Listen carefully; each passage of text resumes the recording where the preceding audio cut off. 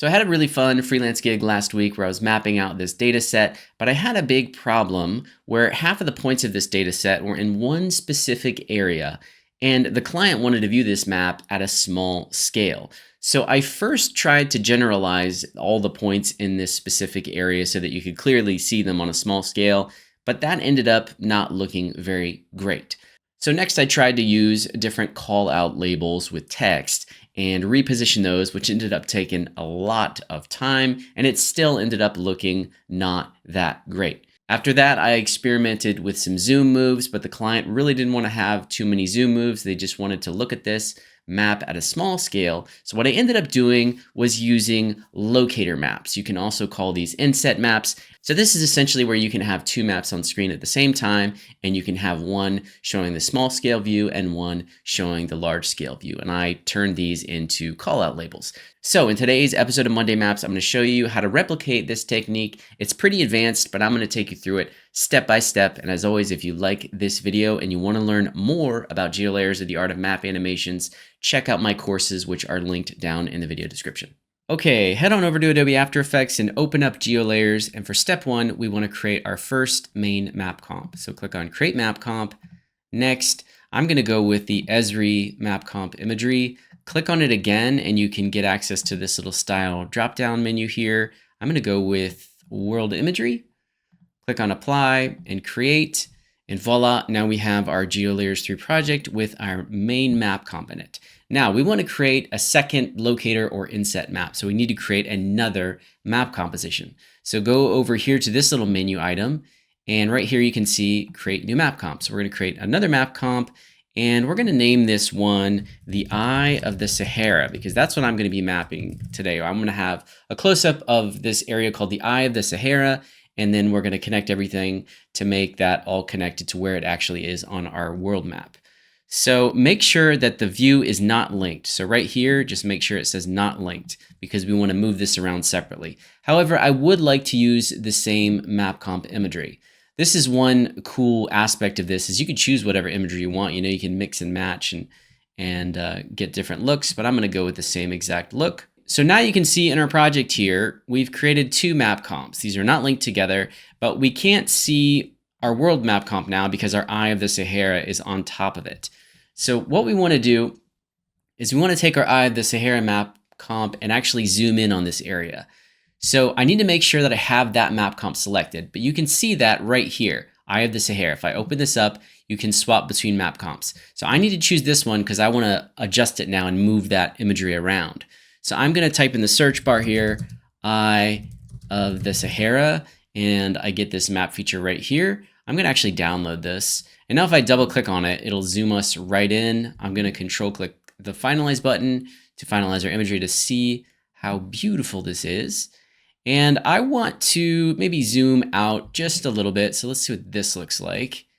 Okay, it's just like changing some of the imagery here. Okay, that's looking pretty good. Now what I want to do is I want to get this into position because it's still showing us full screen. So the way that you move things around is you grab the actual pre-comp in the timeline here, and you're going to play around with the scale and the position. So if you hit S and then hold Shift and hit P, you have your scale and position. So now I can scale this down, and maybe I want to position it over to the right here. So now you can see I've got these two map comps. If I want to move the world map comp around now, I need to actually jump back to world map comp, and I can move this around, and voila, now you can see I have two map comps that are totally separate. So I'm going to turn off the Eye of the Sahara, and I want to reposition. Let's say we want to zoom in a little bit further in on the Sahara region right here, but keep it zoomed out enough so the viewer still has context to like where in the world this is. I think this is a good zoom level here. And now we'll turn Eye of the Sahara back on. And we want to get our composition in place. So I know that I don't want my Eye of the Sahara comp to be this aspect ratio. So I want to apply a mask. So to do that, with this layer selected, I'm just going to double click on the rectangle shape tool. That adds this rectangle, but it's perfectly the size of our composition. To control the mask, I can double click it here. And to see this better, I'm just going to turn off our world map comp. So you double click it here. And now you can actually adjust the mask here. If I grab the side and hold Control, I can do this perfectly as a square, or just make it a little bit more symmetrical. There we go. Now let's turn the base back on. So now we have this image right here. What's cool about this, I'll jump back into Eye of Sahara. As I move this around, it moves within this masked out area. So that's looking great. Now I want to split these, give it some depth so this really stands out against the background here. So to do that, I'm going to use some layer styles for my Eye of the Sahara. So for Eye of Sahara, I'm going to grab that, go to layer, and then right here you have layer styles. And here you can drop any of these effects on it. You can do them all at the same time, whatever you want. So first, I want to add a stroke effect. And you make adjustments to layer styles within the layer at the bottom here. I'm going to switch this to like a white or maybe a black. Let's do like a black color.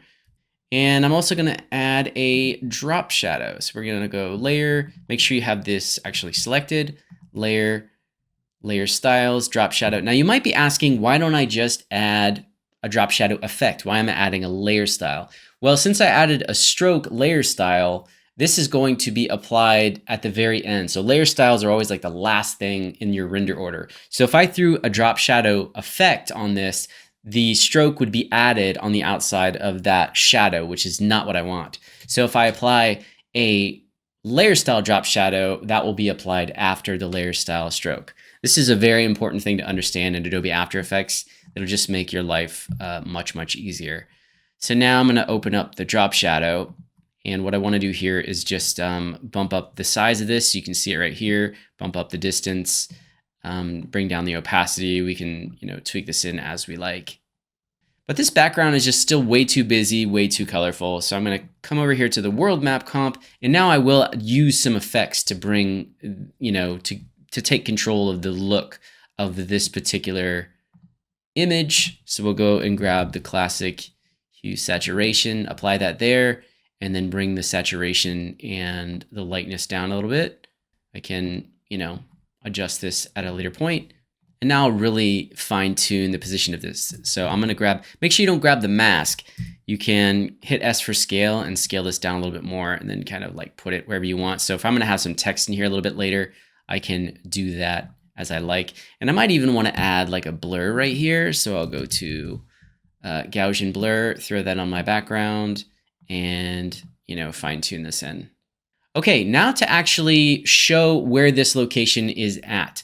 Now I could just go ahead and add a label via my world map comp. So I could come in here, go to the world map comp, and grab a label template here, and then just label this right here. But there's actually a cooler little feature inside of GeoLayers, and I'm going to use that now. So if you click on Run Script File, they have a script called Draw Map Comp View. And this is specifically for locator and inset maps. So if you draw the map comp view, it's first going to ask you, please select a map comp to draw another's view on.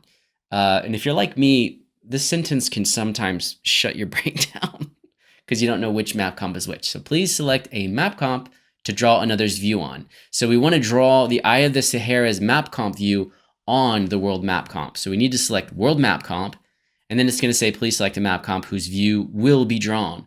So we're going to draw the Eye of the Sahara, and it's now you can see it's added this shape layer right here, and voila, bang, I now have this right here. And this is a simple shape with a stroke element. So let's go in here, and I can change the color of this if I want. And now what is insanely cool about this is it is dynamically connected to our map comp. Unlike a label, if I were to just label this and then try to connect a line to it, it's not connected. So what do I mean by that? Well, if I go back to Eye of the Sahara, watch what happens here. Now keep your eye on this little square right here. As I zoom this out, you can see this adjust and the size of this adjust. So as I zoom further and further out, it's going to reflect that. And even if I change the bearing and the pitch of this will change. So this is incredibly cool. And you know what? I can just take the saturation almost all the way down here just so I can see this particular view. All right, now I want to connect the view here to the actual inset map via two lines. So I'm going to grab the pin tool. I'm going to make sure I have no other layers selected. And now I'm just going to draw out two lines. So we'll draw one, and then we'll draw out another here. I'll call this one line bottom, and I will call this one line top.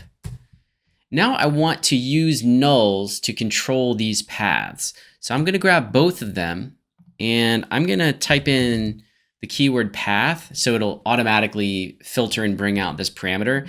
And I have to grab the actual path parameters to do this next little feature or action here. So I'm going to select both of these and then go to the layer menu and choose create. And right here you can choose null controllers for path points. And again, you have to have these selected for that to work. Okay, so now we've got these 4 nulls for each of these lines here. So you can see as I click these and move them around, these now control our paths here or our lines. So I'm going to grab this end here. I'm going to hold the control key so I can snap it in. I'm going to snap it to the bottom here, and I'm going to snap this one to the top. And I'm going to actually parent these to this map comp. So both of these here, I'm sorry, this one and this one, I'm going to parent these to our Eye of the Sahara map. So why do I want to do that? Well, now if I move this around, you'll see the lines now follow this. Super duper cool. So if we scale it, I think if we scale it, it should work just fine. Yeah, that's working just fine. And for these, we want to connect these to our little view of the map comp. This is a little bit trickier because this is connected to our map comp. So I need to snap this one here. And for the other one, I will snap that one here. Our snapping is a little difficult right here. And now to get these two to actually stay stuck here, I can't really parent it to this view of the map comp, but what I can do is I can parent it to the map comp anchor of our world map comp. So now, if I move the world map comp, those lines should stay connected. And if I move our locator map, those should stay connected. Look at us. It's like we're real cartographers. And now you can just really easily reposition this. Like, let's say we want to go in closer. If we zoom in, it's going to follow along here. Actually, I've just thought of a better method than that. If you go to the view of map comp shape right here, and you open up the actual path, like select the path, it already has an expression on it. But what we can do is we can go to layer and select create, and we can choose nulls following path points. So if I click on this, that's going to add 4 nulls and 1 null for each corner. Now these will automatically follow. So instead of having these parented to the map comp, we can connect these directly to these other nulls. And that way, as our map comp changes, this shape will change. Therefore, all the nulls will follow along. So forget what I said before. Don't connect it to the map comp, connect it to these nulls. And now with these 4 nulls, it'd be much faster, much easier to just connect 4 lines, and you can create a really cool look. And now you can animate this however you want. I'm probably going to animate first the view of the map comp. This will probably scale or do a trim paths animation in. Then these 2 lines can kind of shoot out.